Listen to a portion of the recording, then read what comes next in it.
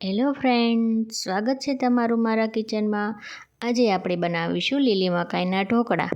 જેના માટે સૌથી પહેલાં આપણે અહીં રવો લઈ લઈશું અને અડધો કપ આપણે દહીં લઈ લઈશું। 1 કપ રવા સામે આપણે અડધો કપ દહીં લઈ લઈશું।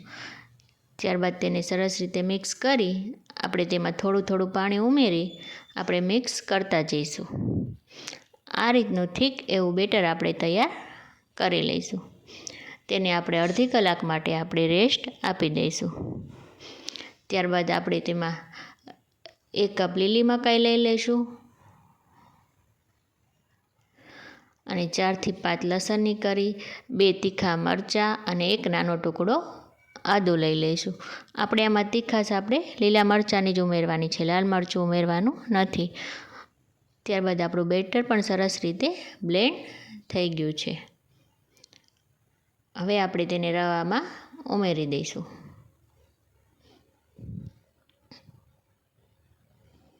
ત્યારબાદ આપણે અડધા કપ જેટલી આપણે આખી મકાઈના દાણા લઈ લઈશું અને બધું બરાબર સારી રીતે મિક્સ કરી લઈશું। ત્યારબાદ તેમાં હળદર ઉમેરી દઈશું। ત્યારબાદ સ્વાદ પ્રમાણે મીઠું ઉમેરી સરસ રીતે મિક્સ કરી લઈશું।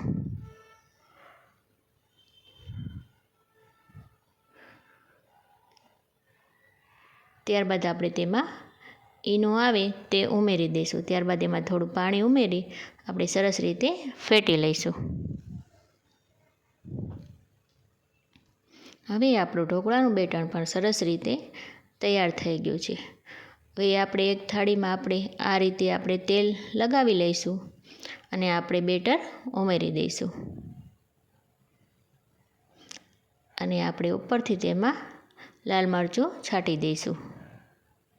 ત્યારબાદ તેને 7 થી 8 મિનિટ માટે આપણે તેને સ્ટીમ કરી લઈશું। 7 થી 8 મિનિટ થઈ જાય ત્યારબાદ આપણે આ રીતે તેને ચેક કરી લઈશું। તો હવે આપણે લીલી મકાઈના ઢોકળા પણ સરસ રીતે તૈયાર થઈ ગયા છે। હવે આપણે તેને જે પણ સાઈઝમાં આપણે પીસ પાડવા હોય તે સાઈઝમાં પીસ પાડી લઈશું।